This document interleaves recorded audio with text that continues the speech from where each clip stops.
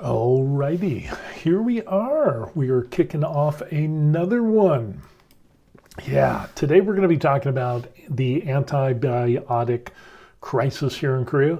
We're going to talk about 14 emergency room rejections. This will kind of blow your mind because that is, it's rough. It is definitely going to be rough. We're going to talk about illegal lending here in Korea and the last red light district. Hey everybody, I'm Steve, the retired hobby tech guy, American expat, retired and living in Korea. And we have George who pops in and says howdy. Good to see you, George. Always good to have you aboard. Yeah, today's another episode after the Thanksgiving holidays, and for those of you who are into Thanksgiving, somebody asked me, well, do you still celebrate Thanksgiving? And we absolutely do. Matter of fact, here's a picture of us celebrating Thanksgiving. Yeah, we're having Korean ribs there, and yeah, kind of had a good meal there. What's funny is I never really liked turkey. My wife didn't really like the turkey thing. My daughter wasn't really a big fan of the turkey thing, and spend the entire day cooking a turkey. We did that a number of times. The sauces, the stuffing, the mashed potatoes, the gravy, and everything, you end up cooking for an entire day. Really, really frustrating. And then you sit and you eat, and then you have a bunch of leftovers, which is a benefit of the normal Thanksgiving meal. But with that, we just never really liked the turkey. And so eventually we got to the place where we ended up saying was, let's not do the turkey anymore. So that's what we ended up doing. Nedventive says, hey, Steve. Hey, welcome to the show. George pops up and says, oh, red light district. Yes. Excuse me. The last red light district in Seoul. We're going to talk a little bit about that. Saw some information. And so with that, I hope everybody had a good holidays. And for those, just kind of getting off of the topic of what we're going to talk about, somebody messaged me and kind of verbally beat me up because I said Happy Thanksgiving on something. And the whole discourse, this was like, somebody said something to me on a comment on social media, and so I reciprocated, hey, Happy Thanksgiving, hope you and your family have a good time, blah, blah, blah. Well, then some other person who wasn't even in the conversation just randomly pops in, sends me a message, and ends up saying, shame on you, Thanksgiving, should we be thankful about, the conquering of native peoples and enslaving people, of course, the history of the United States, early on, and how the Europeans came and, did a bunch of horrible things. And it's like, that's kind of not what Thanksgiving was about. But with that being said, what really pissed him off is I understand and I accept your feelings and I register those. And it's like, okay, I totally get it. And they went on this big diatribe on how, the American Indians were here first and, the natives were here and everything was peachy keen until the Europeans came and did their thing and conquered the land. And it's like, the natives that were here before the Europeans came, and then the Vikings showed up before the Europeans, but we won't get into that. But before the Europeans came, the native tribes, the Indian nations were warring against themselves, and they would do horrendous things to the people that they conquered. They would kill and torture the men. Of course, they'd scalp them and the whole nine yards. It was horrendous on what they would do to the people that they conquered. And then they'd take the women and the children of the people that they conquered and made them slaves. So saying that I'm a bad person because I said Happy Thanksgiving and happy holidays and whatever, hope you have a good time with you and your family, being thankful for the things that that whole thing. Let's go back in time prior to the Europeans and when they showed up, and there was just as much conquering and murdering and enslavement, and the whole 9 yards. The thing is, as our society has, in the United States, has gotten over time, there's obvious problems and obvious things that we did in the United States, not we, because I wasn't around, I'm not that old, come on, give me a break. But there's things in our country that we did absolutely wrong. Every country has a history where they did stupid stuff, okay? Horrible, disgusting things. But as we progressed over time, we have gotten better as a people. And yeah, it's a thing. It's kind of like growing and maturing. There's just that growing and maturing thing. So yeah, for being berated for saying Happy Thanksgiving to somebody and telling a person, be thankful for the family that they have and, that for whatever they have, it's, then some stranger, imagine if you're talking to somebody in real life and then some stranger just kind of comes in and just interrupts and starts yelling and, how dare you, blah, that person would be considered insane. It would be extremely rude because they interrupted the conversation. Yeah, it was just kind of a weird thing. And I was just like, okay, well, I get what you're saying. I understand history. Here's some of the things, but the natives weren't all peachy keen with each other. Anyway, George says, how can someone be upset about Thanksgiving? Good heavens, people have issues. I know. It's kind of like the worst American expat video that I did, where the American expat lady, I guess we could go over this real quick. We might as well. For those of you who are watching this is the doozy. This is a doozy. Let's pay attention to this. That's what I gotta do. I gotta do something else. Oh, dun, dun, dun, dun, dun. Oh, I gotta choose the file.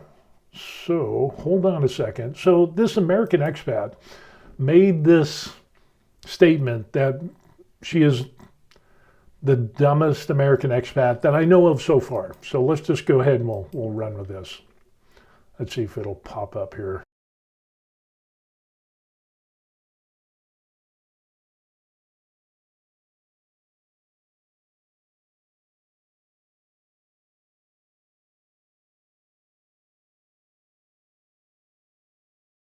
What's one thing you dislike about Korea? Probably that being not Korean, I'm obviously not Korean when you look at me. Nope. You're always seen as an outsider. Even I've lived here over 5 years and I know Korean culture really well and I'm always polite and respectful to it. Still, people will always call me 외국인. They'll always call me a foreigner. Mm-hmm. And I know that can be an issue for people who live here long term. Mm-hmm. But maybe that will change in the future. What's one thing you... Yeah.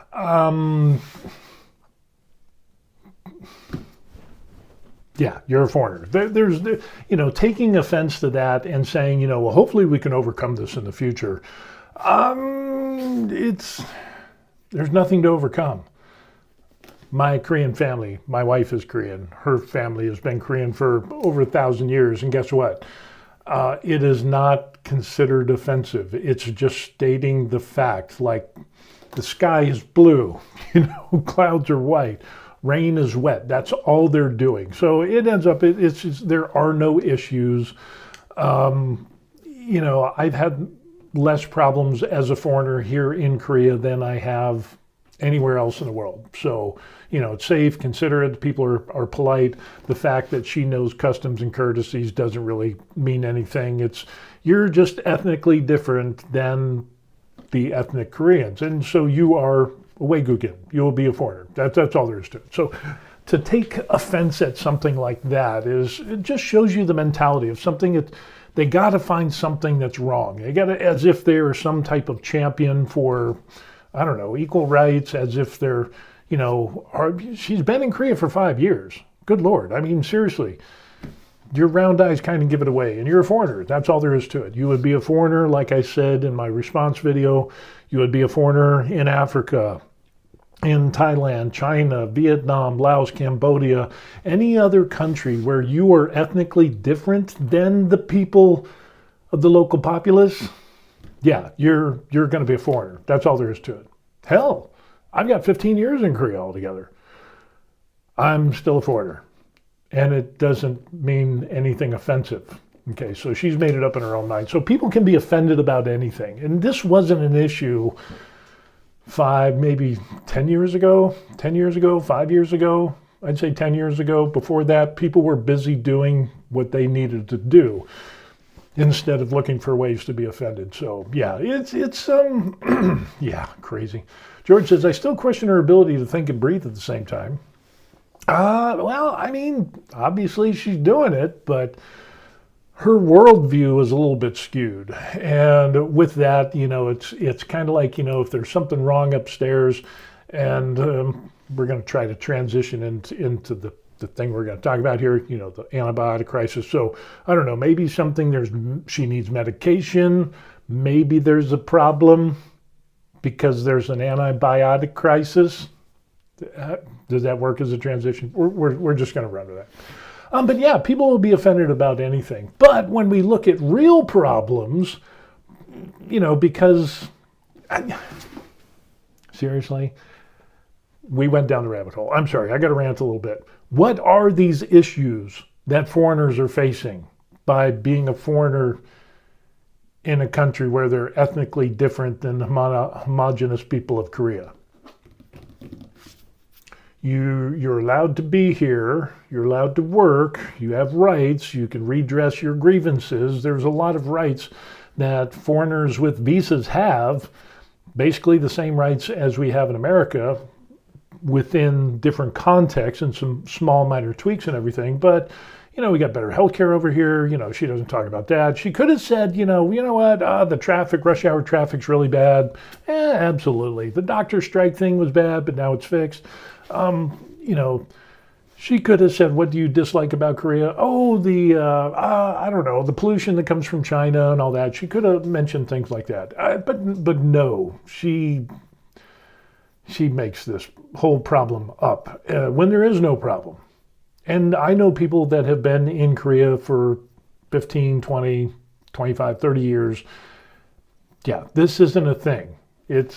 She's a legend in her own mind. So anyway, it's just crazy.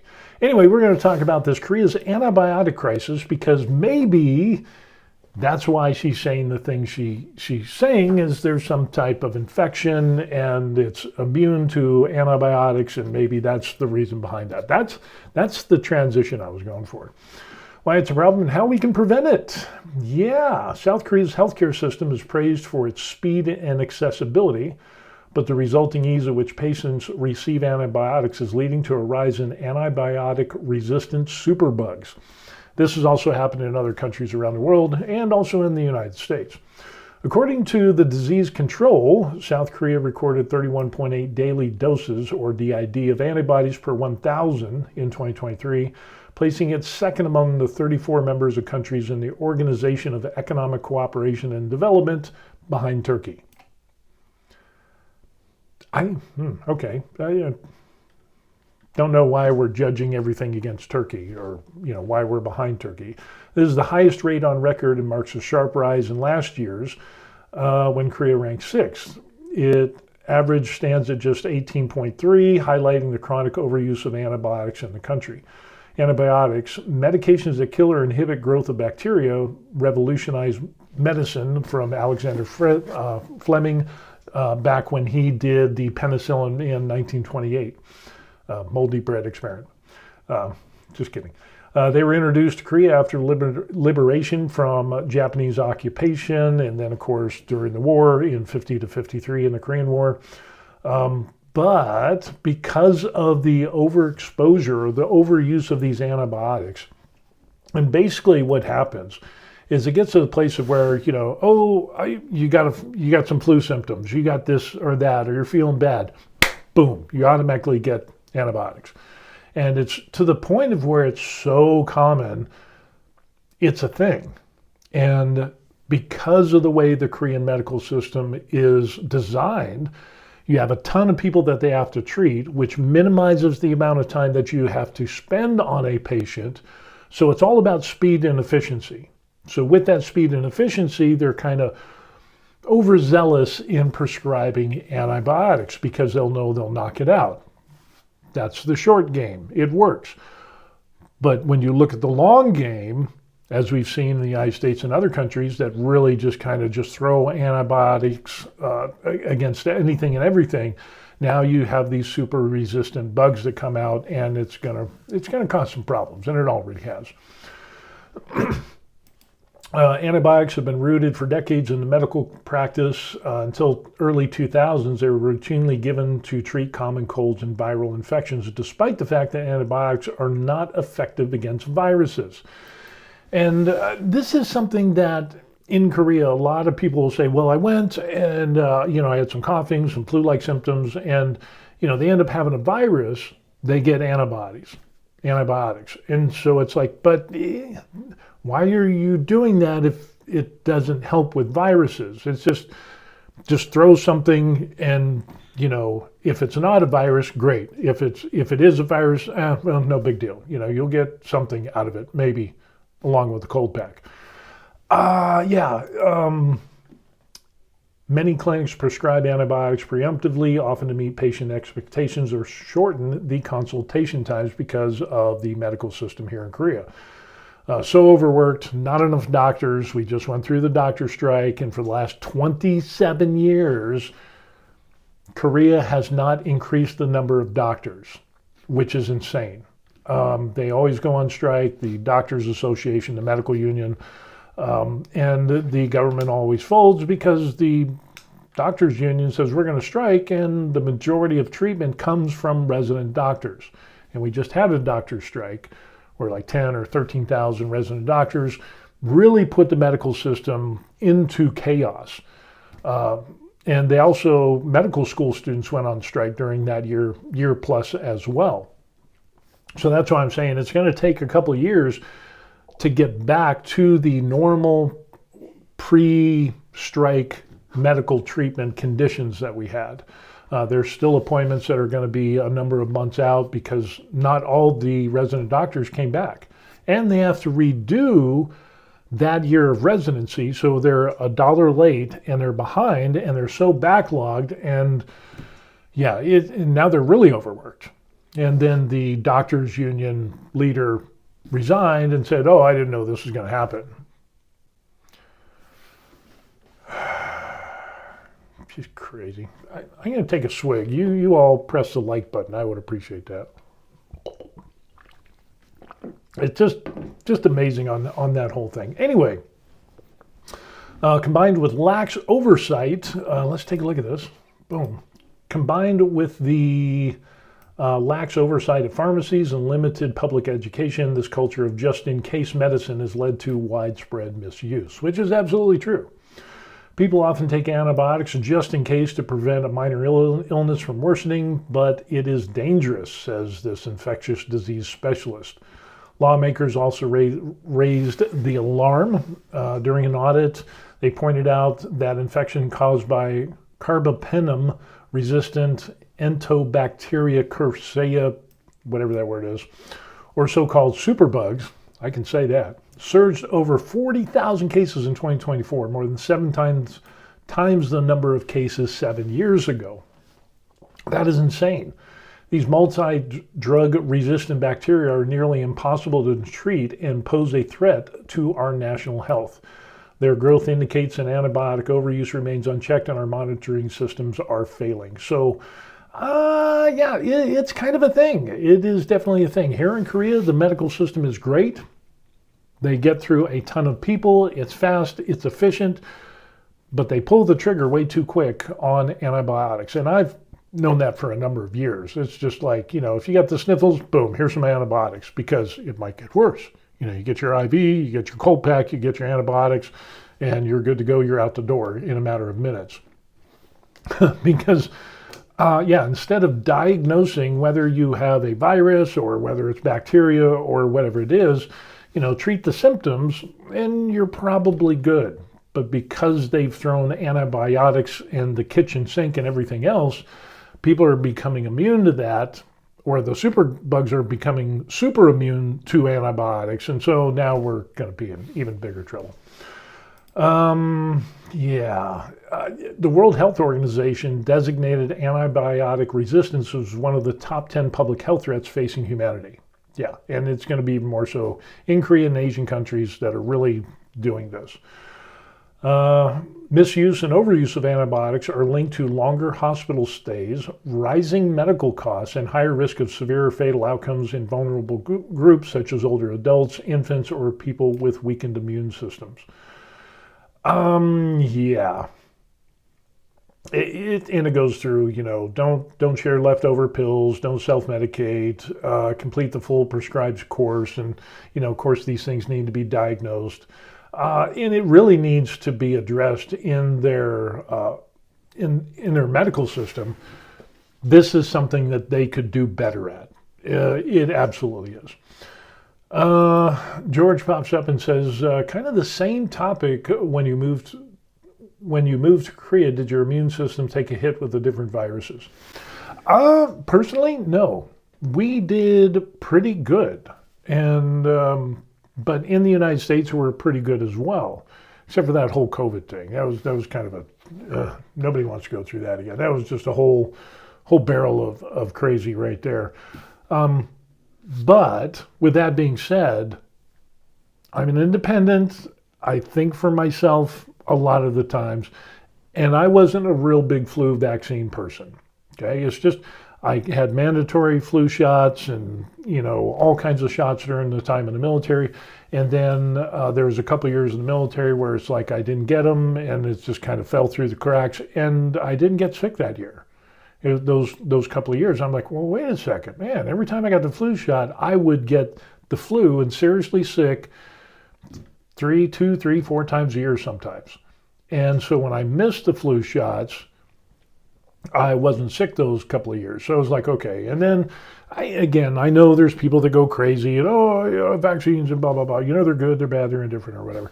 So when I got out of the military, actually it was the last 2 years I was in the military before I retired, I didn't take any vaccines. And I was in the best health I'd ever been. So when I retired, I continued that same thing, and I have not gotten a flu shot since, and I have never been healthier in my entire life. So, except for the COVID thing, which, we did get some COVID, but people that, I remember Biden and Fauci, Biden when he was president saying, well, you get the vaccine, you're not going to get COVID, 100% you're not going to get it. It's like, no, that's not how medicine works. As soon as somebody makes an absolute statement like that, I knew it was BS. Because that's not how vaccines work. mRNA and all that stuff. It's like, no, it does. No. So anyway, it was amazing because I got some friends that took the vaccine, got all the boosters, and they had COVID like bad, seriously, a number of times. And it's kind of like, hey, and it was kind of a running joke, hey, you got the vaccine, you got COVID when you weren't supposed to. And then, well, you need another booster, and then another one and another one. And then got COVID like every single year. So, it's just kind of a weird thing. So whether you get it or not, maybe that's not your case, and that could be true. But the thing that we're seeing here in Korea is that any little thing that pops up, they will throw antibiotics at it. And so usually when, like for example, my wife has got the flu right now. We'll treat the symptoms, she'll be done with it, and boom, it'll be good to go. When I get sick, generally, I just kind of wade through it, treat the symptoms, and good to go, okay? Because I know at a Korean hospital, unless it is like seriously bad, and we have not had that experience yet, so thank God, knock on wood, we haven't gotten any antibiotics here. So, of course, then we exercise, we eat right. We try to, be a good, decent human being on all levels. And so that's the thing. But, there is, and this is going to get worse. And the problem is because of the overwork conditions of the Korean medical system and the way their system is made, it kind of forces them to have this hyper response to, oh, you're sick, here's antibiotics. We don't know if it's bacteria or virus. We're just going to throw antibiotics at everything, get you out the door, and boom, we get paid and you get stuff and you get happy. Without realizing it's going to cause problems down the road, which I don't understand. But again, it's happening in the United States as well, and other countries. So, I don't know. Maybe it's just a people thing. People will screw things up. That's the way it is. But yeah, going back to George's question, did we take a hit with our immune system when we came and left the United States and retired here in Korea? And no. There's a little thing on the water. I think I got like diarrhea a couple times, but nothing explosive, nothing crazy. Some old anti-diarrhea tabs, and boom, got used to the water, and we're good to go. So, but no, actually, we've been doing pretty good. With that being said, the caveat is that here in Korea, we get a lot of pollution from China, and it kind of rolls down through China and down the peninsula of Korea and other countries. And because of the burning of fields and trash and the industrial, coal plants and petroleum plants in China that don't have any filters or anything like that, they just release all that stuff into the air. The air quality here in Korea is really bad certain times of the year. So that can cause some problems with respiratory. So if you have some respiratory problems, we've kind of noticed a difference in it. But I'm just going to say, screw it. It is what it is. I don't know. Maybe that's another thing of, maybe living in the Philippines or some other country. But then Philippines has volcanoes and super typhoons and floods and all that stuff. Vietnam has ended up getting the worst flooding that they've had in Thailand, Cambodia, Vietnam. All those places have gotten some seriously bad flooding. Some of them, the worst flooding they've had in 300 years. So I don't know. Take your pick. But that is something that is going to be a problem. George says, I still have a wonky immune system after cancer, and I have to be careful with what vaccines I take. I can't take live vaccines, and was recommended by my doctor to not take the COVID vaccine. Okay, yeah. Other than that, I would just say you would just have to be careful and let that be known that, don't do the antibiotic things unless it's absolutely necessary and you're diagnosed with something that can be treated with antibiotics. But then again, I'm not a doctor, so this is not medical advice, but it's just what I think. You do you, boo. So that's what comes up. On the same topic of the medical realm, even though the doctor strike is over here in Korea, and people think, oh, well, the doctor strike over, everybody's going to get appointments back to normal again. No. Business is going to go back to normal again in the medical world, in emergency rooms. No. Even the doctors, not all the doctors came back. The resident doctors, not all of them came back yet. And that is proving to be problematic. And again, like I said, you had the medical schools that went on strike as well. So they're a year behind. So we're going to be actually behind in the number of doctors for pre-strike conditions for the next couple of years. It'll be a couple of years before it's caught up to the pre-strike levels, which means we're behind. So yeah, it is what it is. With that, we're still seeing problems with hospitals, appointments, still backlogged, like I mentioned in a previous video, where I'm trying to get my mental health meds because I'm all screwed up here. And I'm going to Samsung Medical Center in December. It took 2.5 months to get an appointment. That was the soonest one I could get. And it was like, hey, accept this appointment on this date and time, or you're going to have to wait until January. So I was like, okay, I'll take it. I'm retired. I'll make time. It's no big deal. But it was still 2.5 months, which prior to the doctor's strike, I would be able to get an appointment, a week, 2 weeks, no big deal. So yeah, there's a lot of issues still rippling through the medical community because of the doctor's strike. Hey, we got Sultan joined us. Good morning, Steve and everyone. Greetings from a proud everywhere foreigner enjoying life here in Budonggu, Korea. Oh yeah, good. Good to see you. Good to have you aboard.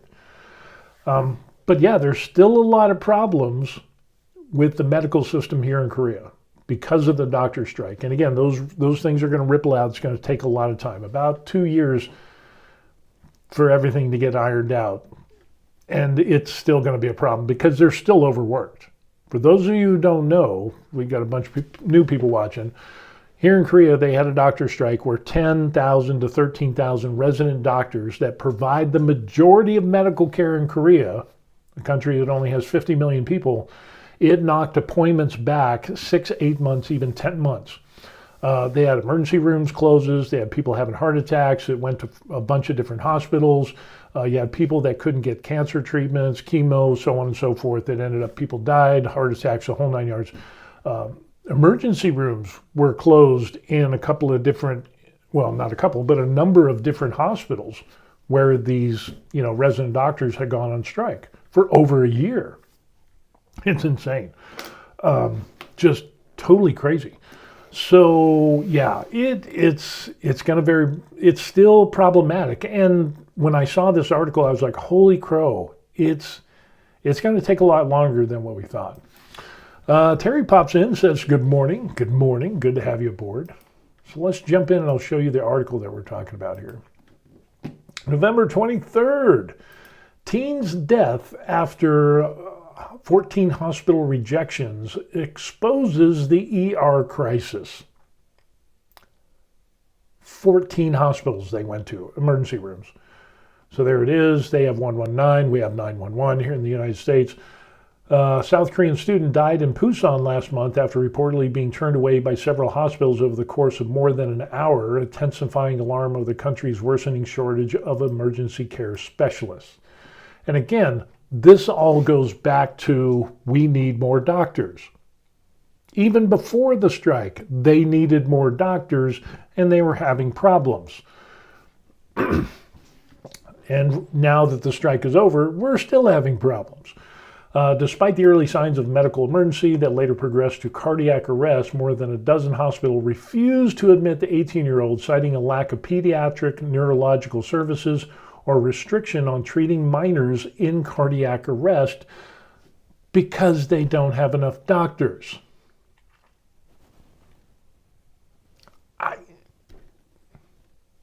Sad but true. In Korea, pediatric care typically covers patients up to the age of 18. In the United States, pediatricians can also treat, matter of fact, our daughter is a pediatrician and she can treat, I think it's up to like 24 or something. It's in the military, so it's a little bit different. But it's that. According to emergency call logs, paramedics contacted as many as 14 hospitals before securing a bed. The first 4 major hospitals all declined to take the patient, while 8 additional hospitals in nearby cities also rejected the request because they don't have staff, they don't have the doctors. After nearly an hour inside the ambulance, the student entered cardiac arrest. On the 15th attempt, did paramedics secure admission, but the student was pronounced DOA. The case has renewed scrutiny of Korea's fragmented emergency care system, an issue that has drawn repeated criticism amid chronic shortages of pediatric and critical care specialists. A bill passed during a cabinet meeting early this month revised the Emergency Medical Services Act to give paramedics greater authority in deciding where to transport the patients. You can transport the patient wherever you want. But if the hospital doesn't accept you, guess what? It doesn't matter if they have the authority to. You pull up to the hospital and the hospital stands there and goes, no. Seriously. And again, this is because of the shortage of pediatricians and critical care specialists, emergency room and so on and so forth. Because they don't make as much money. Again, for people that don't know, the majority of hospitals in Korea are for profit.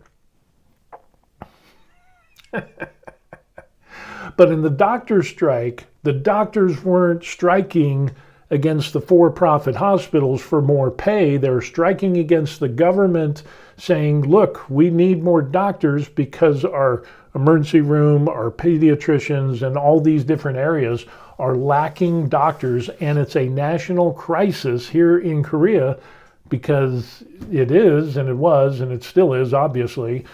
The doctor strike was purely a political thing.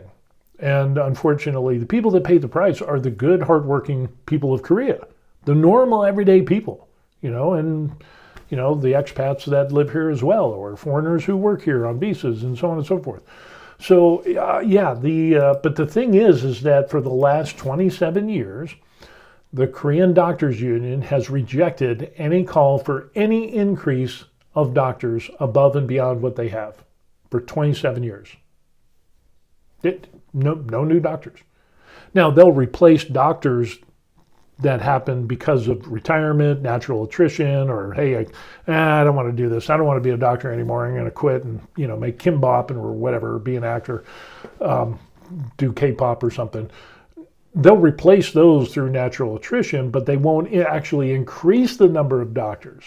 Even though these doctors are working 36-hour shifts, even though they're seeing 100, 120 patients a day, patients are only being seen for like 3 to 4 minutes a pop. They're being overworked. They're not, they haven't had pay raises in a while. But the government has nothing to do with that. But the doctor strike was purely for political reasons, and it just made it a national emergency here in Korea. And what do we get? We get the doctors union guy who was in charge, who stepped down, retired, whatever. So, oh, my bad. I didn't know it would be like this. And that's it. And now we're still suffering from the inadequate emergency room services, here in Korea. Not to mention pediatricians. Trying to find a pediatrician is hard. Sultan says, yeah, Korean doctors can be pretty trigger happy with the antibiotics, but no worse than my experience in other places, Hong Kong, Malaysia, Singapore, US, I think it's Singapore. And then plus it's definitely improving with the bigger hospitals. Let's see, here's another one. George says, how much has the population grown over that period of time? As far as like the number of doctors, we're talking almost 30 years. So the population has gone up. Now the population is going down because not as many people are having children, but Korea's become a super age society, which requires more medical doctors and appointments and the whole 9 yards. So as you get older, you get more ailments and problems, and so you still need. So not only was there, during the increase of population of Korea, that they said, no, we don't need any more doctors. Now as a super age society, they're still saying, no, we don't need any more doctors. So it's interesting that the current administration is doing absolutely, they're doing nothing on this besides saying, hey, ambulance drivers, you have the authority to drive somebody to a hospital.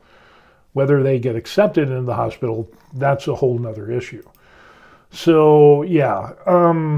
And here, this is an interesting thing. Let's continue on with this. While intended to streamline urgent care access, again, the access to care, the proposal has been met with pushback from emergency physicians who warn that bypassing existing triage coordination could lead to system overload and jeopardize patient outcomes. And again, another part of this is that, they don't even have enough doctors to run emergency rooms, period. So not only is it a triage thing, it's a thing because they don't have enough doctors. So they've painted themselves into the corner, and now they're reaping what they sow.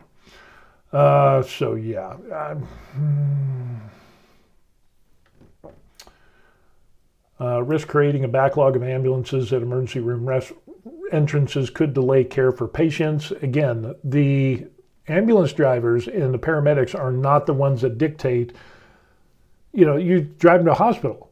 But if the hospital is full, then you're going to have that backlog. It's kind of obvious. Excuse me. They also word that choosing the nearest hospital instead of the most clinically appropriate one, such as a facility with cardiac intervention capabilities for heart attack, could prove fatal. Yeah, well, it's fatal regardless if 14 hospitals say no. And apparently that's fatal as well. Emergency doctors argue that legislation fails to address the underlying bottleneck, a lack of specialists and post-administration treatment capacity, which they say is the root cause of ER refusals. And because I'm going to go out on a limb here and say, well, a lot of this was a thing before. You didn't have enough emergency room specialists or doctors. You don't have enough pediatricians. You don't have enough of this or that. So guess what? That void is going to put more pressure on existing emergency rooms or people that actually have those doctors, and there's going to be the backlog. Which, again, if there's a backlog, they're going to say, well, no, we can't treat you because we're backlogged. So the whole thing about this doctor strike thing is that you need more doctors. That's all there is to it. But they don't do it. And it's, the number of doctors in rural areas is lacking. And that's what the government said. The Korean government wanted to put 3,000 more doctors in the field. So in other words, open up the medical schools, and they got a bunch of double-digit medical schools. So it's not like it's an overburden for them because you spread it out over the number of schools that they have. But the doctors union said, you know what, this is going to undermine our medical system. It's going to destroy it. Here's the truth.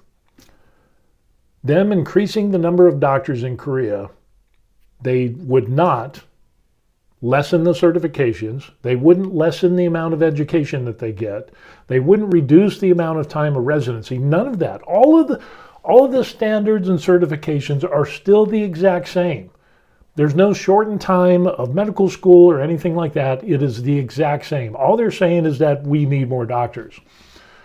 And the doctors union said, no, we can't do that. Even though they're complaining about being overworked.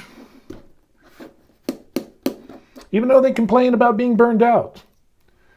And they never once ended up saying, here's an alternate solution. Never did it. Matter of fact, there was a time, not this strike, but the one that they had prior, that the Doctors Association, the government said, well, we can do, Zoom doctor visits, And so if I can't get to a hospital, we could have a doctor refilling prescriptions, doing like a Zoom face-to-face call, and do it that way to relieve some of the overburden in the hospitals by doing, telemedicine, which other countries have done. And the doctors union said, absolutely not. We're not going to do it. So yeah, it is just, it is very odd. It is very odd. So anyway, it's just, it's very problematic that somebody, a student, it doesn't say how old the student was, had to go to 14 different hospitals. And when they got admission to the 15th hospital, he had passed. So, it's just, excuse me, very, very, very problematic. Sultan says, eat more fiber, eat more kimchi, eat less meat, exercise more, walk more. Trees are our friends, and they are everywhere here. I absolutely agree. Do what's good for your body, and your body will generally take care of you. The problem is that, unfortunately, we have medical problems, we have issues, we have people that have illnesses, we have people with, weakened immune systems, we have diseases, we have cancers, we have all this stuff. We have people with heart defects and, whatever. You still need to have doctors. You can do everything 100%, and you could be struck down with a stroke.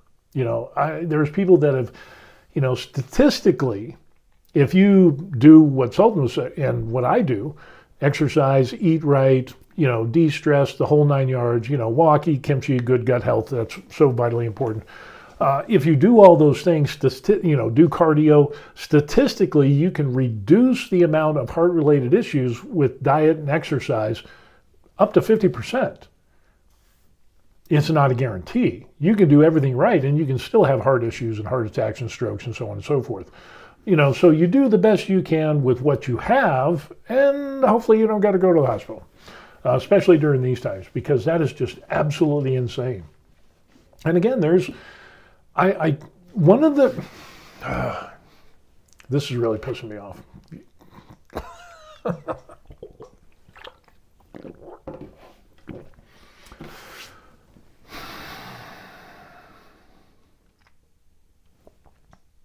Dare I? No. No. We're going to move on. We're going to move on. George says, and they wonder why some people are anti-union. And unions started out as a good thing because employers were being abused by business owners. And then they became a union. They came together. They enforced, safety laws and OSHA and the whole nine yards, and better pay and time off, the whole nine yards. And then I belonged to some unions during my time when I worked.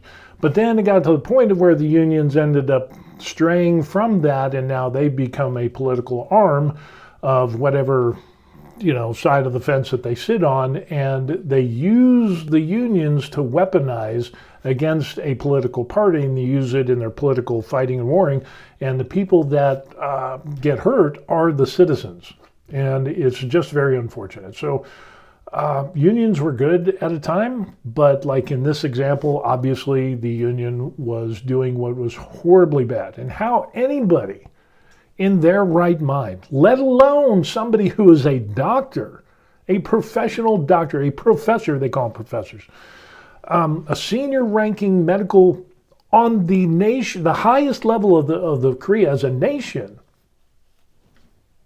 you're saying, we're going to go on strike. It put this country into a national emergency.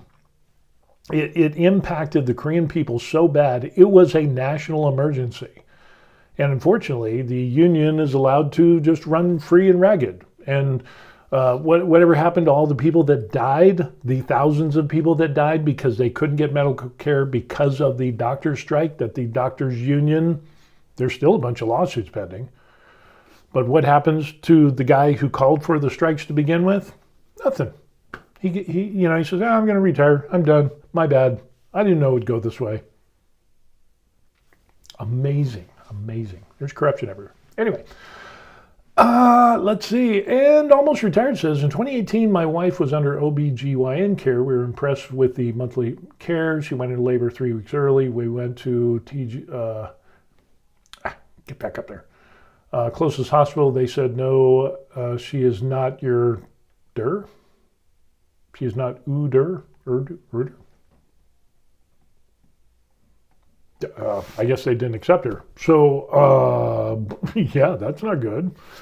I remember a time when being in Korea, the medical care was it was a little bit different. Like when our daughter was born. Here's a little interesting note. Our daughter is a doctor. She's a pediatrician. And of course, she's like, 30, 31, something like that. Doing really well. But back when she was actually born here in Korea at 121 Hospital in Yongsan, which is in Seoul. I was in the military, went up there, and when we would get the ultrasounds and all that, they would not tell us the sex of the baby, of our baby. The wife's pregnant because my wife was a Korean citizen, and back then there was still and this is talking 93? Something like that, I think 1993. They would not tell us the sex of the baby because it was thought that if it was a daughter, people would just go and get an abortion because it was a male-dominated society, and that had still crept through the medical system in Korea, even though we were at a military hospital. It's like, hey, I'm a U.S. citizen. I have a right to know, we're at a U.S. hospital, military hospital, and they refused, the Korean ultrasound person refused to tell us the sex of what ended up being our daughter. So and of course now that all that has changed, but yeah, the wheels turn slowly in the medical world, whether it's in the United States or other countries. It is really, really rough. So there's a lot of advancements that have happened in the medical world for treatments and so on and so forth, but getting those treatments into the mainstream hospitals for everybody is low and slow. It is absolutely crazy on how long it takes to get super effective treatments to get authorized in the United States. The FDA is so corrupt, it's not even funny. In talking about medicines and big pharma, the whole nine yards, don't get me started on that. Crazy. So yeah, anyway, it ends up, there's some problems, when you retire into, hell, there's problems we had in the United States in the medical system. I don't know of any medical system in the world that has zero problems or is close to having zero problems. I'm thankful that I do have medical care in Korea and that we can get good care And I appreciate the fact, I'm thankful during the season that we're in, that we're as healthy as we are, and that we don't have to use emergency services. So we're keeping our fingers crossed. Hopefully, we're trying to do what we can to stay healthy, and that's it. But there are some things that just seem like there's no way things should have been allowed to happen, like the doctor strike, because it was all a political thing. It wasn't striking against the for-profit hospitals for more pay. It was purely a political thing, and that should be illegal. Almost 78 says, we were in Iraq in 2018. My wife went into labor at Gunsan. We went to local hospital. They said nope. Made it to her OBGYN doctors, and she had been under his care for 8 months. Oh man, that's rough. That is absolutely. So yeah, and that just shows, even prior to the doctor strike, you still had a lack of doctors, pediatricians and OBGYN care and NICU and the whole 9 yards. It's just, they check the block, you get seen, boom, and then you go. And if there's obviously an emergency room world and scene, there's a lot of problems with that. George says, Canada just tells you to use the MAID program these days. MAID program. The MAID program. I'm assuming that's, end of life option, I guess. I don't know. Correct me if I'm wrong. I'm just going to go out on a limb and say that, There's people that I knew who are Canadian that came to the United States to get MRIs because they had to wait 6 months in Canada or more. So they came to the United States, take a little weekend trip, pay $900, or whatever it was for the MRI back then. And yeah, they took those results and boom. Yeah, it just really rough up there as well. And I got some good Canadian friends. So yeah. The MAID program. I'm assuming that's an end-of-life thing. 78 says her doctor refused to deliver because the baby was 3 weeks early. What? 3 weeks early? Went into labor 3 weeks early, and the doctor said, nope, I'm not going to deliver because it's early. It's 3 weeks early. I'm not going to do it. That's crazy. That is insane. Just go home. Wait another 3 weeks, come back, even though you're in labor. Wow, yeah. But then there's a lot of horror stories in the United States that I've heard as well for similar things. I've had doctors with the VA, the Veterans Administration, that had my sex wrong. Wrote down that I was female. I had a doctor that was like, hey, the patient is complaining of pain that is, and this and that and whatever. And it's like, no, that's not where my injuries are. That's not where the pain is radiating. That's not where my radiculopathy or neuropathy is at. And the doctor was arguing with me, telling me I was being disrespectful because he's a doctor. And I'm like, that's not where the injury's at. That's not, you're reading somebody else's file. And yeah, so it's absolutely crazy. Sultan says, I must have been really lucky. I went to the ER and was admitted for 2 weeks right in the middle of the strike. Yeah, but he says, see if we can get up there. But my wife and I thoroughly impressed with the entire experience. And that's coming from a sick old fart who's dealt with other supposedly top-tier medical systems in place like Hong Kong. Yeah, I totally agree with you. When I had to get my retina detachment surgery, and I had torn retinas and multiple problems, and it was like I was going blind in one eye, and I was like, holy crap, if I'm going blind, what am I, that was really scary. So they did all the tests, and we were just about to leave, and they caught us, and they're like, hey, you can't leave. We're going to treat those torn retinas right now. So even though, tons of people are waiting in line, what I liked was the triage and the fact that, hey, this is an immediate problem, and it needs to get fixed, and they stopped right there, and I was able to get all of my torn retinas fixed. The detachment surgery, that had to be an overnight stay, and that had to be a little bit later, but it was immediate. Compared to the United States, holy crow, Yeah. So I really appreciate it. George says, I met a lot of people in Canada when I was going through treatments. Yeah, I've heard about that as well. 78 says they spoke to us about abortion because we were older. It was a girl. That's crazy. That's a, and I would get the thing. We had our daughter and people were like, well, aren't you sad that you didn't have a son? Or, and it's like, that's what we got. I'm happy. She's healthy. So and if you believe in God, and it's like, well, if that's what God gave us, then who am I to want to get her aborted? That doesn't make sense. That's kind of like looking a gift horse in the mouth. And now she's a doctor. So, poo on them. All the people that say stuff like that, poo on them.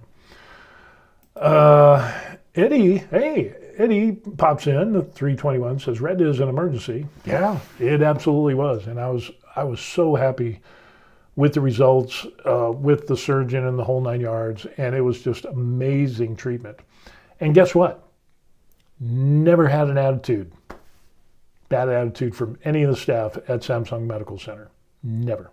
So I'm happy. Which is not the same experience that I've had in the United States in numerous hospitals. So, let alone the VA. Not even count the VA. They get some horrible attitudes there in treatment. But yeah, it was really, really good service. Can't thank them enough. And it was very interesting because they said people that are nearsighted are more prone to retinal tears and detached retinas than other people. And nobody ever told me that in the United States. I've had glasses my entire life. So it wasn't until I came to Korea that they actually told me this. And I was, hey, you need to be careful of this. That's why we need to check and blah, blah, blah.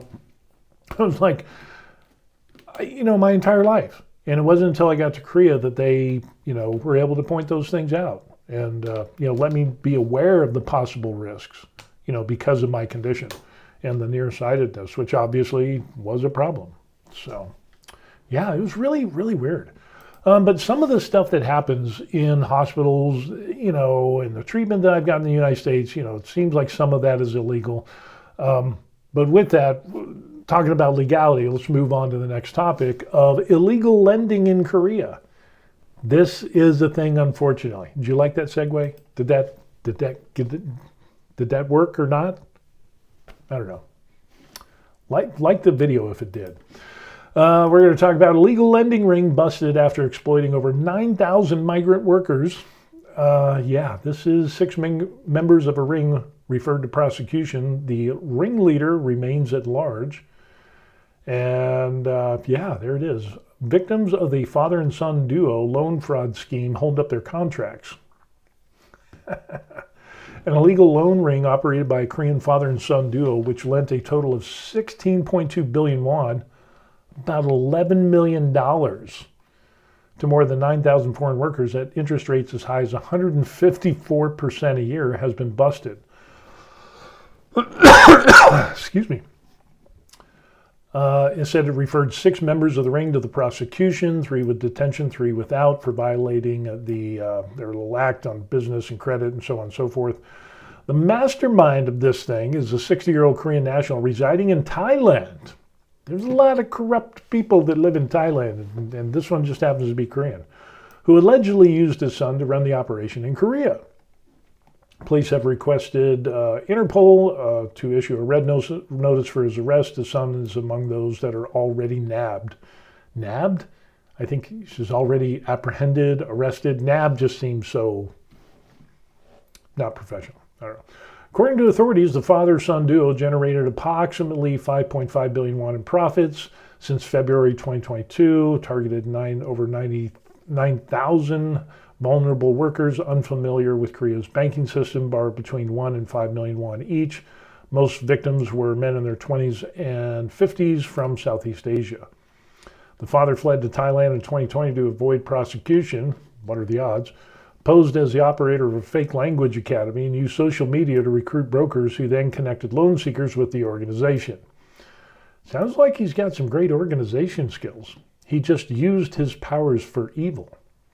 His 30-year-old son handled contracts and payment collection within Korea. When borrowers missed payment deadlines, Ring sent notices claiming they have seized the victims' assets, warning that their wages and pensions were at risk, and threatening to report the workers to Korean Immigration Office. They did large-scale fraud by fabricating installment purchase agreements, disguising the loan as sales contracts, filing over 1,500 court claims worth more than 5 billion won. Holy crow. So the police did their thing. The authorities have already moved to freeze approximately 2.1 billion won in criminal proceeds and notified tax authorities to collect taxes on the illegal income. Police said they will continue their efforts to track down the ringleader, who remains abroad in Thailand.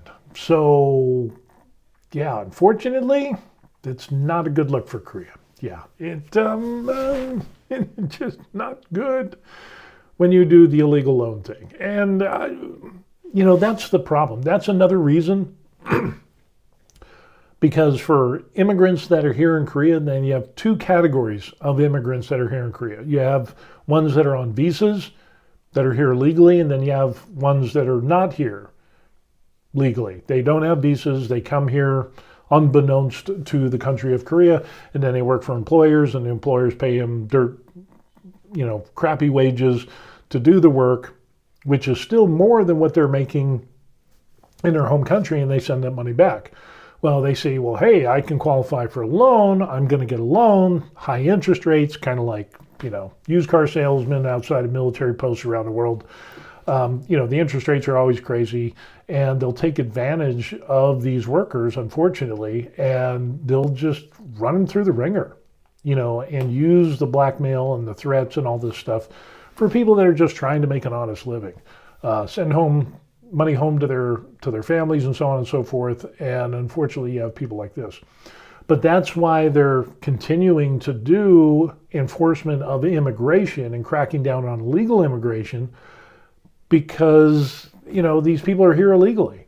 So it's not like they're going to go to the police and say, well, hey, because I'm here illegally. Korea's already made some steps towards that in some cases, but cracking down on illegal immigration is something that Korea is actively doing right now. And so that alleviates some of these problems. Obviously, these people are still loaning money to legal immigrants, which is still a problem because it's outside of the norm of lending and all that stuff. 154% a year. That is insane. Why anybody would agree to such a high interest rate? It's unfortunate. It's people don't do math, and the promise of an easy loan, even at a high interest rate, people will latch onto that, and we even see that in the United States. Unfortunately, young people, as long as the payment is low, they don't care what the interest rate is. They don't care that if they make the minimum payments on loans, that their loan never gets paid off. People don't care. And then 20 years down the road, you'll have somebody post on TikTok and some lady, oh, my education loan, and I paid for 20 years on the minimum payment, and guess what? I owe more than what what I originally owed. That's because you didn't read the contract, and you were stupid, and you didn't pay anything extra towards the principal. Duh. What do you think was going to happen? Yeah, it's just absolutely insane.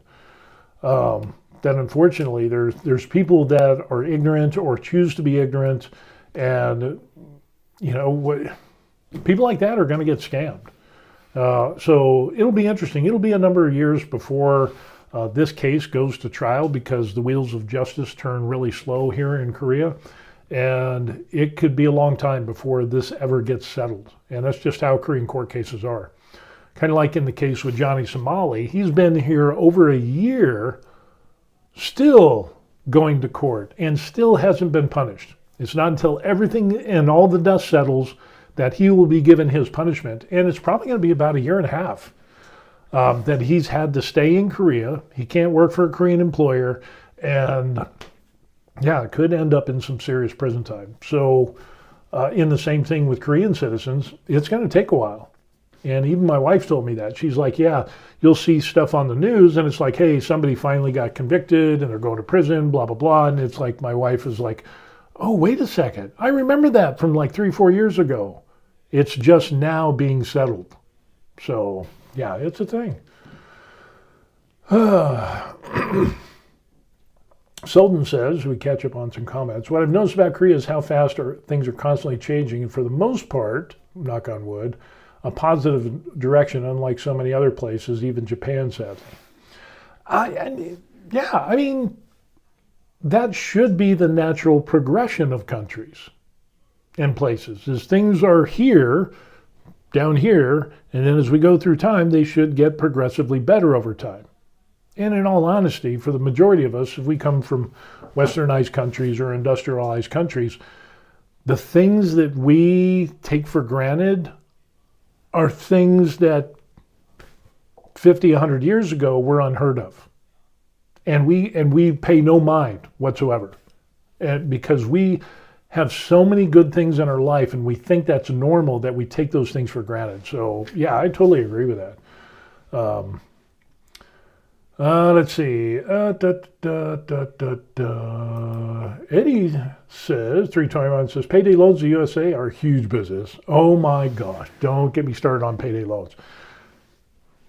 Being in the military and being a leader in the military, I had to counsel my guys, and I can't tell you the number of problems that I would have with soldiers with super high interest car loans.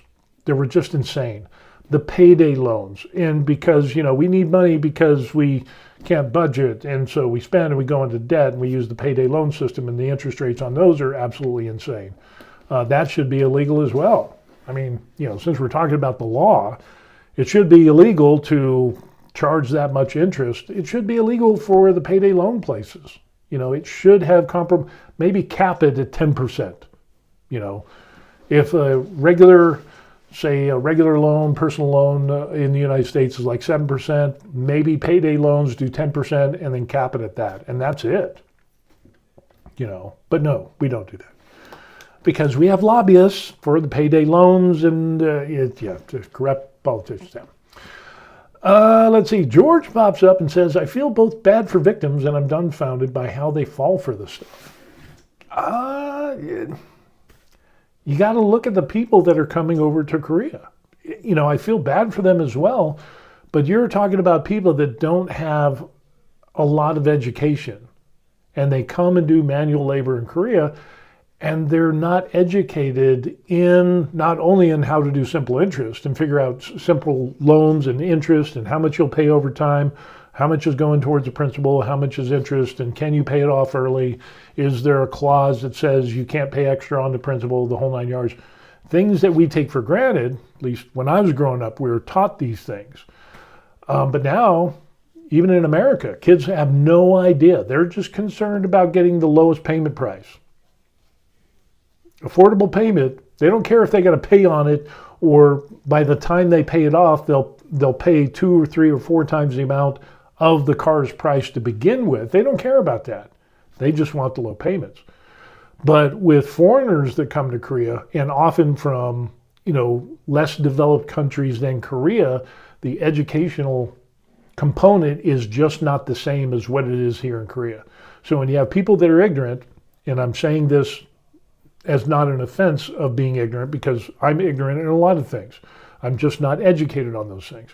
When you have people that are ignorant in regards to this stuff, somebody's going to break the law and take advantage of them, unfortunately. And it's just sad that people would stoop that low to rob. Chill and Connect One, hey, welcome back. Hello, I'm not familiar with this topic, but wanted to stop by and say hi. Well, yeah, welcome. Glad you stopped by. I appreciate it. We're just kind of ranting and raving a little bit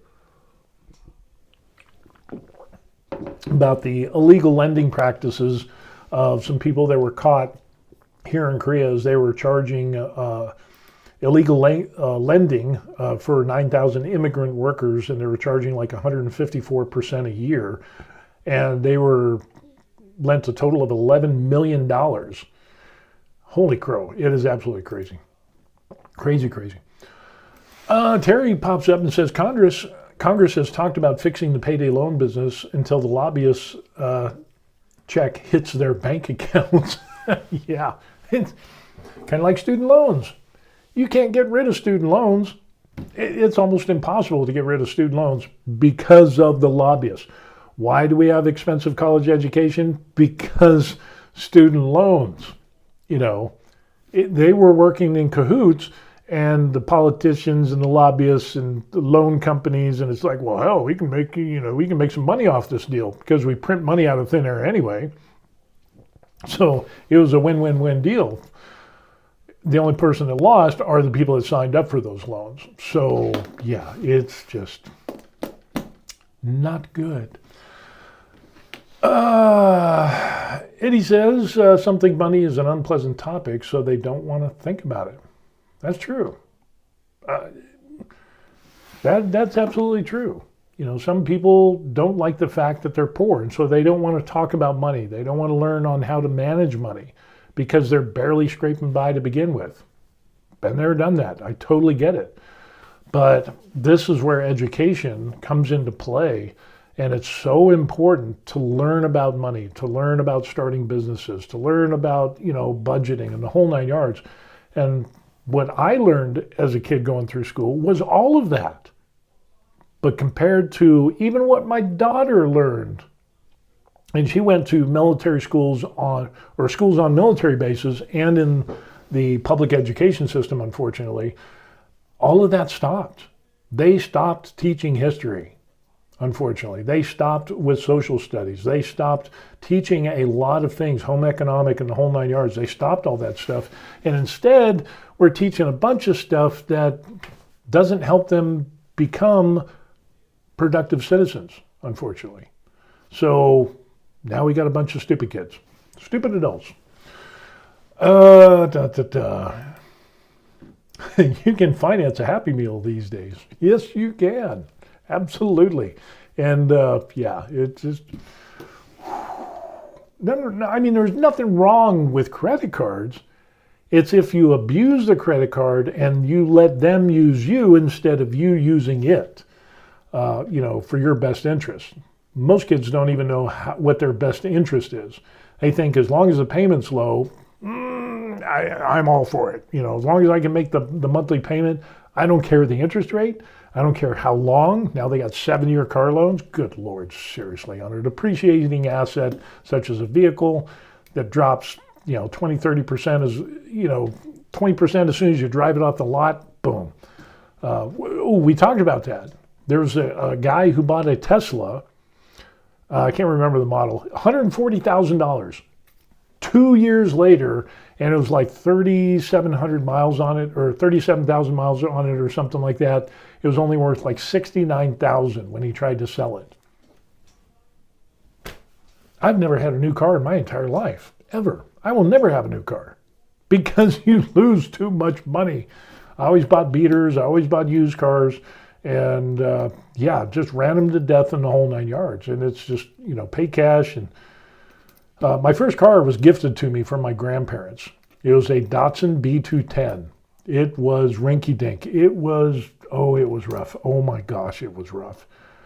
But that was huge because I was driving a motorcycle that I had worked and bought myself.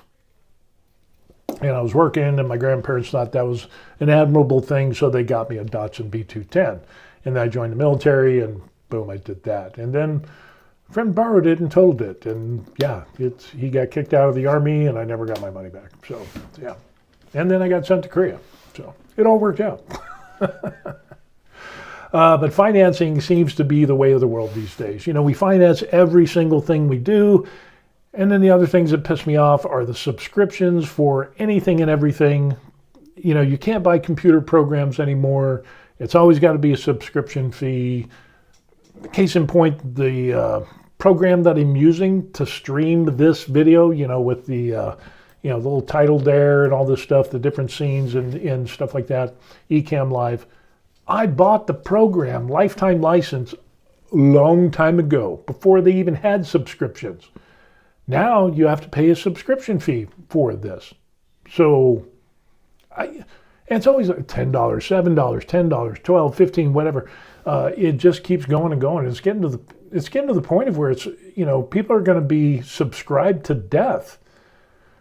But they got to have their bread and circuses. Lord forbid that they actually have to grind out. And, I remember having MP3s and having my own playlist, putting it on my iPod. And I was happy with that instead of paying for music. Did anybody else rip music from the public library in the DVDs or the CD players that they had, or even some of the albums you could plug in and then you could record onto an MP3 format? Anybody else besides me do that? I remember going to the public library in Pueblo, Colorado, and they had their CDs, buttload of CDs. And so I'd have my laptop, I'd have my thing, and the DVD player, and boom, I would rip music, and it's all free, at the library. So I was a cheap bastard. I was a cheap bastard. Ned Ventus says, I like new cars, but I keep them for 10 plus years. New car. I don't even know what a new car smell was unless I sat in somebody's new car. Yeah, we've never had a new car in our entire life. I don't think we ever will. If we win the lottery, or I get some huge, massive, no, honestly, if I won the lottery, I'd buy a brand new car. If I got an inheritance, no, I still don't think I'd buy a new car. I just happy with what we got. I just buy more 3D printers or whatever. George Valentine pops up and says, mixtapes. Yes, I remember making mixtapes. I remember having the boombox, and you would sit on the weekends to make a mixtape. You had your blank tape, your cassette tape, and you put it in there, and you listen to the radio, and you would pray that your favorite song would come on and that the DJ wouldn't talk in front of the intro of the song, the first few seconds, so you get a clean record, and as soon as it came on, it's like, within one or two notes, that's it, boom, you press record, you record that song, and hopefully at the end they didn't have a bleed-in commercial that would, be on towards the end of the song as well. So making a mixtape was a huge thing back in the day. And you had 30 minutes, 60 minutes, 90 minutes tapes. Holy crow, that was incredible. And then you had you made mixtapes for your girlfriend or, certain parties. You would have mixtapes in the whole 9 yards. Yeah, been there, done that. And then CDs came out. That was incredible, mind-blowing, MP3s. And then, now we've got subscription services. Yeah. And music artists are getting screwed over subscription, like Spotify and stuff like that. What was it? Not Dr. Dre. Snoop Dogg was talking about that. I saw him do an interview, and he's like, he goes, you get millions and billions of streams, and he gets next to nothing. I don't know. It's just kind of a crazy world we live in. So let's see. We're going to talk about the last thing, the last red light district in Seoul, Korea. Yeah. For those of you who don't know, pretty much any country in the world will have a red light district where you can engage in extracurricular activities with preferably another person, for gratification of said desires that you have. And somebody is willing, it's contractual relationship. Somebody will provide you something, you pay for what they provide, and you walk away with a smile on your face, or you should anyway. Some type of enjoyment. Well, now it pops up and it ends up, it's like, okay, they're closing down the last red light district in Seoul. The end of an era. I wasn't a real big red light district fan. That's not really how I rolled back in the day. It's just kind of, I had stories of when I came to Korea and that, with that type of activity that you could get certain diseases and things that would, the bullhead clap and whatever, and just nasty pictures and stuff. And it was just, oh, good Lord, I'm not going to put anything in anywhere. It was like, I was scared to death. It was like, holy crow. So yeah, I was not a big fan. But, I was like the designated driver. Well, we'll get into that a little bit later. Okay, let's take a look at this. Seoul's last red light district fades into history as demolition begins. The northern Seoul's Miari, Texas, to be redeveloped into high-rise clusters. And so they're starting to do this. And each of these little places, you got the sliding glass doors, and it goes all the way down. And basically what you ended up seeing is basically during night, the red light districts, they would have red lights within the rooms, and ladies of the night would stand there selling their wares. And we'll just leave it at that. Says it's begun tearing down buildings as part of the project of Lotte Engineering and Construction for 11 residential commercial complexes, 46 stories above ground, 6 below, and a total of 2,200 units. And they go through, and yeah, it's just kind of a reshaping of the thing there. Demolished brothels and the whole 9 yards. Many sex workers in the Miari, Texas, refused to leave voluntarily when relocation began in September 2023. The district sought court eviction orders, leading to 3 rounds of enforcement actions in April, July, and September. Out of the 115 brothels operated in the district, 4 remain, although 3 plan to shut down by the end of the year. 1 business continues to resist relocation. The district office said demolition will continue regardless. So yeah, it's kind of all of that area there is, yeah, they're tearing it all down, the red light districts. Some of the evicted workers have been staging a tent sit-in outside the district office, demanding alternative housing options and continued financial support from local authorities. According to the district office, the displaced individuals were offered 2.1 million won, about $1,422 each in support during the relocation process. However, the protesters, Freudian slip, argue that they need stable housing, such as group homes, welfare centers, not a one-off financial assistance.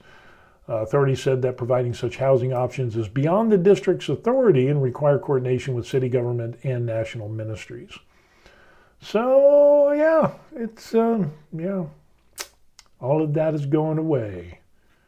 There it is. Somebody who's, protesting. It developed in the late 60s as workers are forced out of the red light districts in Seoul Station. Actually, remember that. Into the neighborhood, eventually becoming one of Seoul's busiest hubs of that type of activity. Back then, Texas became a popular nickname for Korean red light districts, borrowed from Western films, as a state of wild and lawless. During the peak in the 80s and early 2000s, I got to Korea in 1988, just prior to the Olympics. The area was home to roughly 360 brothels, as many as 3,000 workers, according to the Korean Women's Workers Association. The district entered a downturn following 2004 passage of a special law targeting that and heavy crackdowns that came in its wake. So yeah, the red light district thing. Yeah, the last red light. You could probably get services. Red light. Let me see if we can find some more pictures on this, something that looks a little bit more to kind of give you some ideas. And yeah, it was just like a long row of buildings with like sliding glass doors, and kind of like what we end up seeing here. Let me see if we can blow that up. And so you'd walk down the street, and each little section had their own little, their own little sliding glass door, and people would be selling their wares, so to speak. So there's another one we could take a look at. And yeah, it's always highlighted by the red lights. So that's why it ended up being the red light district. So yeah, and there's another one there. This is actually towards Yongsan area. Oops.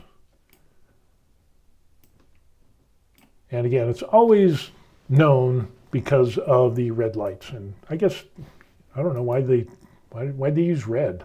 I mean, is that red considered sexy? I guess green or blue probably wouldn't have the same effect. But yeah, that's what they end up having. So that red light district is gone.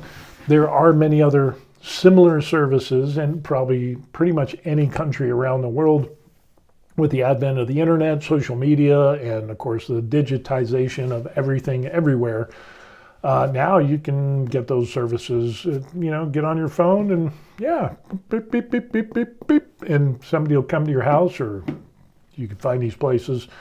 You'll also find some places that do such services, but they're considered massage places. And if you want to know what those are, go to a military base and you'll see a list.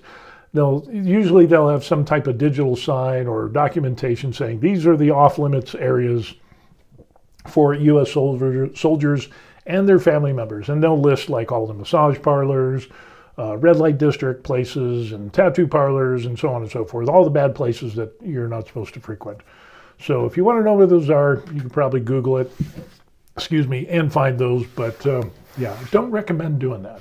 It's like kind of like playing Russian roulette. You never know what you're going to get because maybe the person before you. Yuck. So, but that begs the question. Now with technology, there is another thing that popped up and let me see if I can find it. Oh, that was what I was going to do. I was going to talk about one more thing.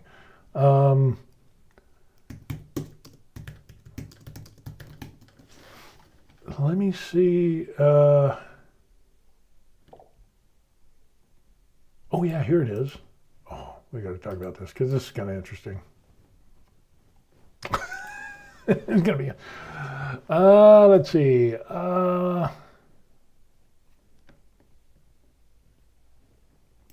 George says, I don't need something that Ajax won't scrub off. Oh, I got some stories. George also says, let's see, if they pop that up, missed opportunity if they didn't play Dolly Parton music considering it was called Texas, right? Or what's that Nevada brothel? I can't remember the name of it.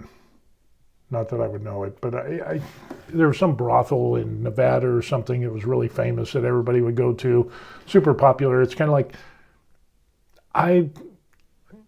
even when I was young and dumb, I heard about that place because it's been around for decades.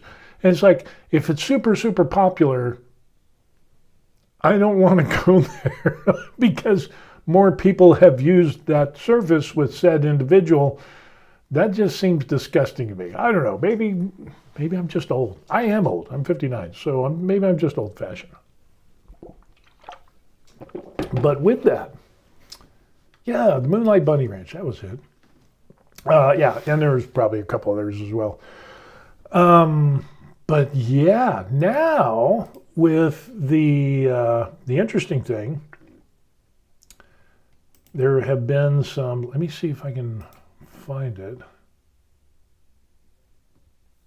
This is with technology, and now you have robots that are coming, and now people are, no pun intended, you have robots that are entering into the world. Elon Musk has got his robot, China has a bunch of robots, and now, it comes up that now they're thinking, instead of having ladies of the night providing their wares, all of that is going to switch over to robots. And this is possibly a thing. I don't know how I feel about this. I honestly don't. I'm not sure. So, this was back in December of 2022. South Korea lifts ban on import of adult dolls. So, Asia Adult Expo? I didn't even know that was a thing. That's crazy. So, South Korean officials have lifted an import ban on adult-sized dolls. Comes years after debate over the government was interfering with people's private lives. Guidelines allow for adult-shaped dolls through customs, but childlike dolls resembling minors are prohibited.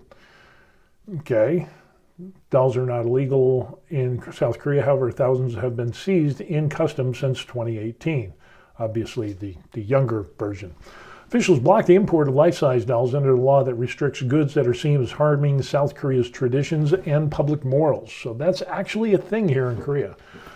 Importers initially took their complaints to court, asking for the ban to be lifted and the release of dolls in customs. They said the products did not impinge on human dignity. In 2019, the Supreme Court decided, let me see, make this a little bit bigger, they can be used for personal use and fall under the same category, which is tightly regulated but legal. Nearly 250,000 people signed a petition to stop the import. The unidentified author of the petition said dolls could lead to an increase in sex crimes. As a result, they decided to lift the ban after reviewing recent court ruling and so on and so forth. It allows importers to retrieve their products from government custody. Said they still hold more than 1,000. This was back then. But for personal use, I don't know. That just seems odd. But if you're starting to have robots,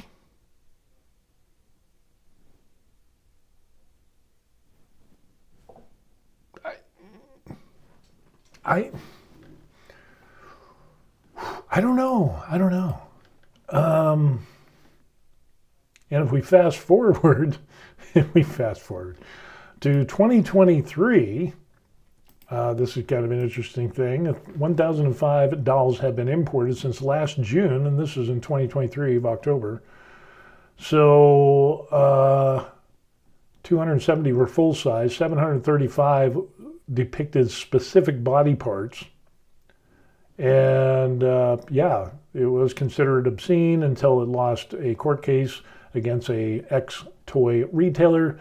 The retailer sued the service in 2017 and went to the Supreme Court. The top court sided with the retailer, saying it's difficult to conclude that the dolls harm human anatomy or human dignity, noting the customs agency lacks a legal basis for banning imports of these dolls. 2018, we talked about that, 49 legal complaints. But I mean, where's the next step on that? And will this be a thing where you have red light districts with people, but now you have them with these dolls? I mean, it's good, and I'm not personally saying it's good, but on one side of the coin, having a doll or a robot takes people out of that horrible lifestyle and it puts it onto an object, a thing that doesn't have feelings. There's no morals or anything like that. But where does that lead into the dehumanization of sexuality?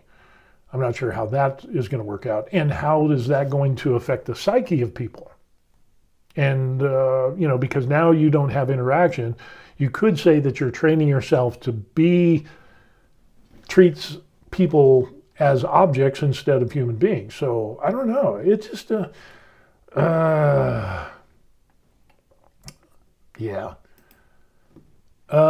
light is better at hiding imperfections.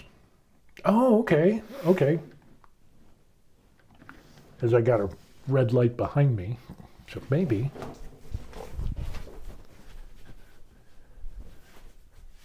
Does it hide the imperfections? I don't know. Maybe I need to use a red light. But then usually red was kind of associated with passion and things like that. Green is usually associated with jealousy and things like that.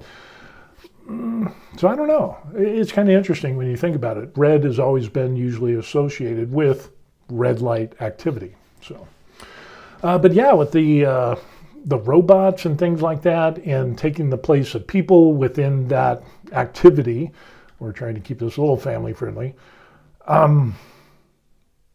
Will that have any problems in how people relate to each other?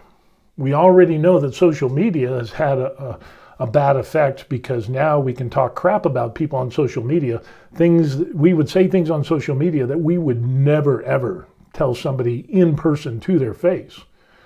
And I've had a couple of stories where people have said things to me, and then I've met them in real life, and when we met, it was very jarring for them, because I called them out on it. Hey, you're that guy that left a comment that said I was this and this, and my family was this and that. And Of course, I'm 6'2", and at that time, I think I was about 230, 40 pounds or whatever it was. I'm 260 now. But this guy who left a comment, and this was in Colorado, I met him at a Walmart, and I knew exactly who he was because we had a long, drawn-out conversation on Facebook. And meeting him in person, he was like 5'6", maybe, and I'm 6'2", and I was actually going on my way to teach a firearms class, concealed carry class. So I had my gun, the whole 9 yards, my instructor shirt, blah, blah, blah, and all that. And yeah, he was just, his eyes got huge. Oh, he was scared to death. But it's kind of fun to watch him squirm. But with that, if that is how we react and we say crap and do stuff online that we would never do in person, would we have a similar effect with robots in that type of activity to where we get to a point of where we dehumanize and maybe we start doing bad stuff to the robots and not caring, and then does that activity carry over into the relationships with real people and we don't treat real people as nice because we've abused robots in that thing? I'm thinking, I don't know.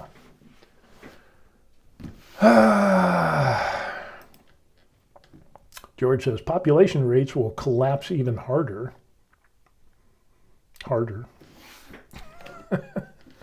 It's just, and there's if I remember correctly, there was I think there's been a few, but I remember one show from the UK of where they had the robots, and it ends up that they could have a entertainment component or capability locked in, and then it was just kind of a weird thing. Yeah, it's just interesting. Terry says a company tried to sell those in Texas, and the government said, "I don't think so." Really? Oh wow. That is just kind of a weird thing, Eddie says robot abuse. Yeah, robots have feelings.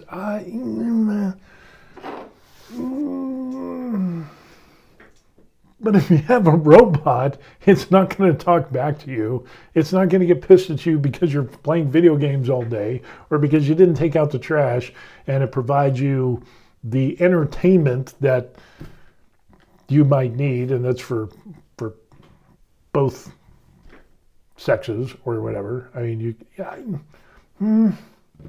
don't know how I feel about that, honestly. I don't know. My thing would be, of course, I'm married, so I'm happy. But if you were like single, or let's say your wife passed away, your husband passed away, your significant other passed away, and then you have these robots, and then it ends up you pass away, and unfortunately it was during the time of this entertainment episode that you're engaged with your robot, that would be weird for your family or, the authorities to come and take you away, and it's like, it's just like, I don't know. That's just odd. That is really odd. And, with this now now that they're getting robots that are moving and doing the whole 9 yards, they could do your laundry, do your cooking, your cleaning, and taking out the trash, the whole 9 yards. If they do these other things, yeah, is that gonna have an effect on the birth rate? Which probably, I would guess. If you can get your needs met and not have to have kids and not have to worry about diseases or this or that or any of that other stuff, and it's a self-contained unit and, I don't know, easy to clean. Don't even want to get into that. That's nasty. But, I mean, is that where we're going? And then if these red light districts are going away, could these places be replaced with these dolls? I don't know if I don't know. That would be just really, really odd. Like I said, I wasn't a red light district person. Anyway, I just, the thought of maybe even getting something, it just scared me enough that I didn't want to do that. So I was a designated driver, or designated walker or whatever, carrying drunk guys and whatever. And we would go through red light districts from time to time. And no, I just couldn't do that, because the thought of somebody being the recipient and then you going and being a recipient after a bunch of other people, that just didn't appeal to me at all. It just made my skin crawl. I don't care. It's just not, that wasn't my thing. It's just, and I've been to a lot of countries, South America. I remember we went down to Panama and it was like, hey, a bucket of chicken, you can have your way with whatever. It was like, no. I'm not going to do that. Just not my thing. But will there be brothels with robots? I don't know. That's kind of an odd thing that I think about. I just don't know if that's... Are there places that have already done that? I don't know. I mean, I imagine there probably has.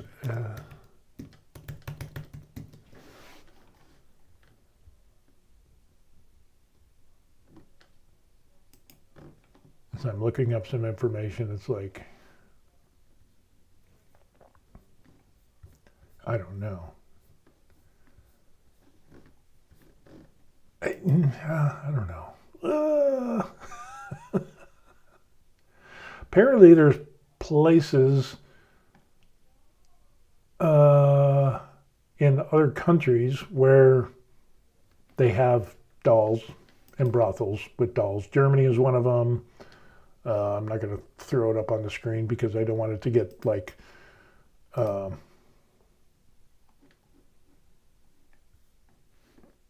let's see.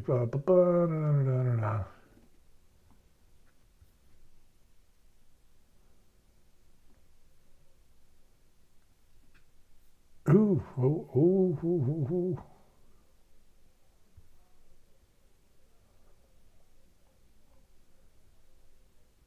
Here's an interesting thing.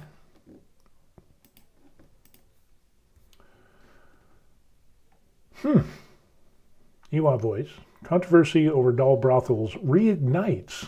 Oh, wow. This is interesting. This is in 2021, so this is kind of an older article. But a doll brothel popped into play in Yong'an-shi that opened at April 11th, shut down after operating for 3 days due to strong opposition from local residents. 40,000 people signed a petition against the brothel. They pay to use the human-like dolls because they function like that type of work. They argue that it could be seen as a sexual enterprise. But they don't technically violate the Act on Prevention of Commercial Sex Acts and Protection of Victims because it's defined as an act that is between people. So, wow, yeah, that is an interesting thing. A bunch of people protested against it.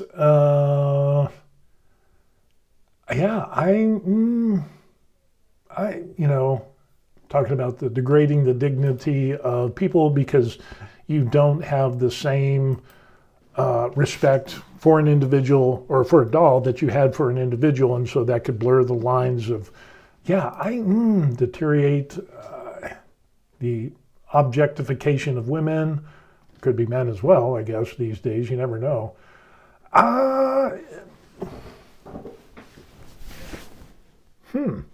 Interesting. I don't know. Still the same thing. It would just be something that, would I want to do that? Not now, obviously, but even as a single person, thinking back to my days when I was young, the thought of doing something to a robot or a doll after a ton of other people have used it before me, even though it was cleaned and sanitized, I don't know. Again, robot abuse, not into it.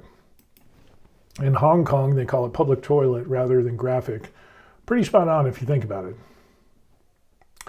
Yeah, I think that hit the nail on the head. That's pretty darn rough. So, and then now, since robots are getting more human-like, You know, they can walk, they can talk, they can have discussions, and then you have AI and the whole 9 yards.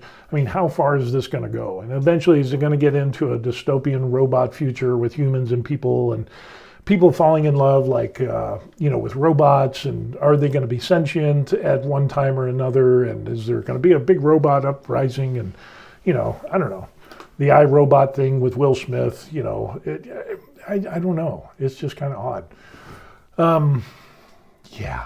Odd stuff, definitely odd stuff. So anyway, we're just gonna leave the red light district stuff alone, and we're gonna let that go because we went too far down this rabbit hole. So anyway, that's what we talked about today. We talked about the information that we have up here. You know, the antibiotic crisis that we have, because a lot of Korean doctors just kind of throw antibiotics at anything and everything, and that's detrimental over the long term. Still having problems with emergency rooms and medical, with the 14 hospital rejections and the student that passed away from cardiac arrest. Illegal lending, the last red light district that we beat to death. So we talked about that as well. And yeah, interesting stuff. Sultan says, but for many, if not most, the new AI chatbots are more than enough, and sometimes even better, because after all, imagination can be more powerful than the physical. That's true. You know, that's why reading books, you get more details. Your imagination can actually unfold the world that you're reading in books. And so books were always better than movies. But now you're getting to a place where people don't read books anymore. You know, so there is something to be said with that. There's, you know, you need to have that. And I don't know. Hopefully I won't be around to see where robots or AI would be better at that than humans. I mean, I think imagine it will get to that point, but I probably won't be around. Okay, so anyway, that's what we got. It's 11:30 a.m. here in Korea, and I think we're finishing this up. I'm getting hungry. I did have breakfast this morning and my latte, so I'm good for that, but I'm getting hungry again. So we're going to go ahead and call this a day. And thank you for everybody that was watching and participating in the discussion. Again, I'm Steve, the retired American hobby expat Korean dude here.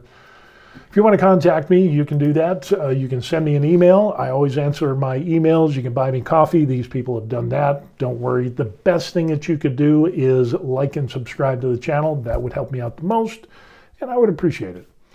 So with that being said, until next time, have a great day, whether you're in the United States, some other country, or in Korea.